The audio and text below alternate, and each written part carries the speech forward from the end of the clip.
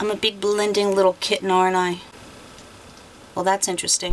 Hello, my friends. Thank you for hanging out with me. Welcome back. And if you're new, welcome. I really appreciate you stopping by. I've been promising to do this for a little while, and I'm finally getting a chance to, well, not really a chance because I have a million things to do, but this is what I love to do. I'm going off on a tangent. Anyway, we are going to be talking about the Patrick Ta Major Dimensions 2. What is it called exactly? The Rose Eyeshadow Palette. This palette is $68. It is sold on his website, obviously, as well as Sephora.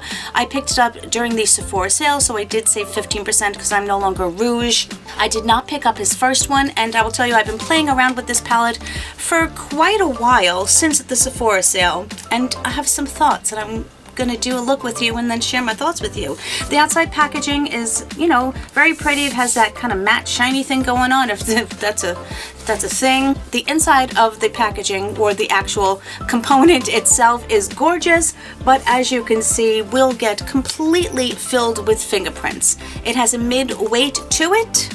I don't care about the fingerprints, by the way. Some people are really big sticklers for it. To me, it doesn't matter. I'm the only one seeing it. It is quite the nice mirror in here, and then when you look at the shadows, it is what seems to be extremely popular these days, which is a rosy toned eyeshadow palette. What sets this palette apart are these extra two shadows over here with the little door that I appreciate that has two cream shadows, and I'm going to be incorporating those into my look today. I'm going to do some swatches while I tell you about the palette. Starting with the other shadows, I'm going to do the two cream shadows last. So here we have Affair, which is a metallic purple with pink reflex. Desire, which is a warm rose with gold pearl. Lust, which is an iridescent pink pearl topper, and this one does have a slight shift to it because when I looked at my hand it was kind of gold, but then when I switch it up it does have that pink reflect to it, so it's quite interesting. And here we have Romance, which they call a multicolored cool pink pearl topper. They do swatch quite nicely, and I will tell you that they go on the eyes beautifully. They're quite similar though, in my opinion, even though they look quite different in the pan. Actually, they look quite similar in the pan, to be perfectly honest with you. Next we have Adore, which is a metallic warm champagne. Heartache is a deep brown matte. Passion is a plum brown matte. Devotion is a cool mauve matte. The last two matte shades in that bottom row are Amour, which is a pink beige matte, and then Crush, which is a pale pink matte. These are the two cream shadows, which are really quite pigmented. They also have a lot of that silicone slip to them. First one is Loyal, which is a rosy beige cream, and then Unfaithful is a chocolate brown cream. What I will say that I like about it a lot is that this whole row, aside from the creams, are matte, and then you have your top row, which are all the metallic and or topper shades. We tried every shadow in this palette, and to me they all perform about the same. I haven't really noticed any issues as far as the mattes or metallics. Of course, you know what to expect out of toppers. To me, they do look slightly similar when you're using them on the eye. I don't know if there's that much of a difference, but I can see the shift, and that is also a lot of fun to use. The first thing I want to do is use this cream shadow here, just the lighter one, as like a makeup base. Again, this is Loyal. Honestly, I haven't tried it with a brush yet. If you like to go the simple route and just throw one or two colors on your eyes and out the door with some mascara, these are pigmented and very easy to use, and you can get something done very, very quickly. So I'm going to be using my Refer 15 brush. A lot of my brushes today will be Refer because I really like them. I'm going to use Crush, which is the pale pink matte.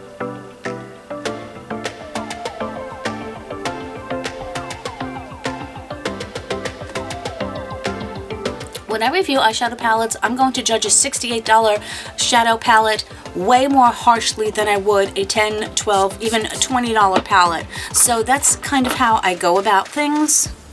I'm going to use my Refer number 14, and can I just say, I've said this before, but I need to reiterate it. Thank you, Refer, for making the numbers so large for people like me with crappy eyesight. I just have to mention that. I'm going to go mid-toned to deep today. I'm going to use Devotion, which is a cool matte, mauve colored matte. The only thing I can say is I wish that the colors are not on the back. I'm actually using my phone to look up the colors because I could not possibly see that.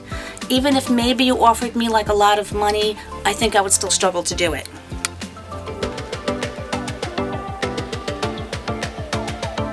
You can see how pigmented these shadows are, yet they are quite easy to blend.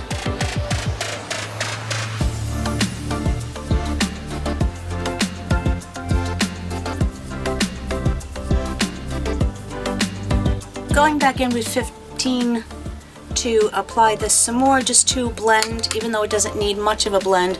I do want to blend any little edges. I'm a big blending little kitten, aren't I? Well, that's interesting. I always like to do my lower lash line and kind of connect the colors, so I'm going to go in with this one again. Oh, sorry, this is my referral number 12. I'm going to go in with Heartache.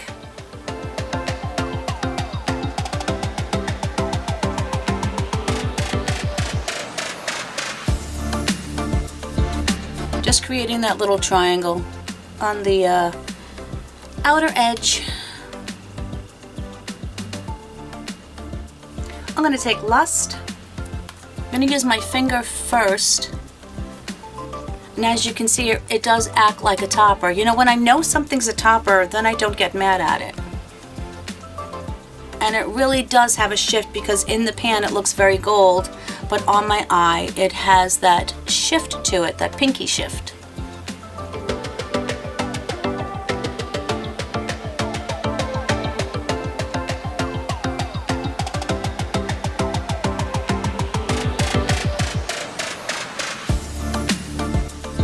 On the outer half, I'm going to go in with a Fair, and I think I want to use a brush with this, so I'm going to use my Sonia G. This one's just called the Builder Pro. Now you can see how mushy this shadow is, and it indents very easily. You'll notice I've had no fallout.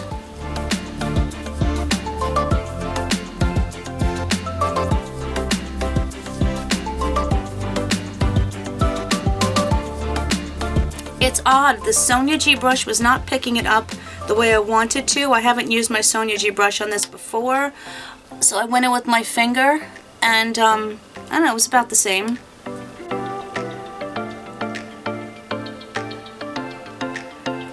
You know what it is? I just think that the color is so very close to the other that I'm not noticing it. Now the only thing that this doesn't have really is an inner corner highlight. Yes, I could take this last shade over here, the gold, and do that, but I kind of want to go a little bit lighter, so I'm just going to use my highlight. And it also doesn't have a brow bone highlighter, which again is not really a huge deal to me. So I went fairly dramatic, not as dramatic as I could have, and I do have, as I said, some thoughts on a few things, so I'm going to go finish up the rest of my makeup and I'll be back in a minute. Okay, my friends, I am done and back, and I think the look came out beautiful, and I will say that is a look I have seen before, and that's going to bring me into my final thoughts about this palette. This is indeed a beautiful palette, albeit a $68 palette. I like the uniqueness of the two cream shadows because it does set it apart from many of my other palettes of this color story. I think it performs beautifully. I'm very happy to have it. I'm very happy that I got the 15% off of it because my thinking is that many of the looks that I have gotten have been the same, no matter which colors I use. Granted, I am able to get that really light, soft look with just using the two cream shadows and maybe one of the three toppers that are up here. Overall, it's a bit redundant, and to me, and in my opinion, I don't get enough varying looks out of the palette for me to say that it is entirely unique. And on the other hand, that doesn't necessarily bother me because I'm never disappointed in the looks that I get. I can make them a little bit lighter and a little bit softer, but overall, I'm getting basically the same look. That being said, it is a really, really good palette. Now, for the most part, you will never hear me say, you need this. We don't need anything makeup related, in my opinion. Do we want things? Do we enjoy things? Yes. But I'll never say, oh, you need this. No. And if you like the uniqueness of those two cream shadows and you can afford it and you really just want it, I will say that you won't be disappointed in it. But if you have other color stories like this and you're happy with those, then maybe you can skip this. Now, for me, who's reviewing makeup, I also want to try the Sigma palette. I forget the name of it. I'm going to put it on the screen.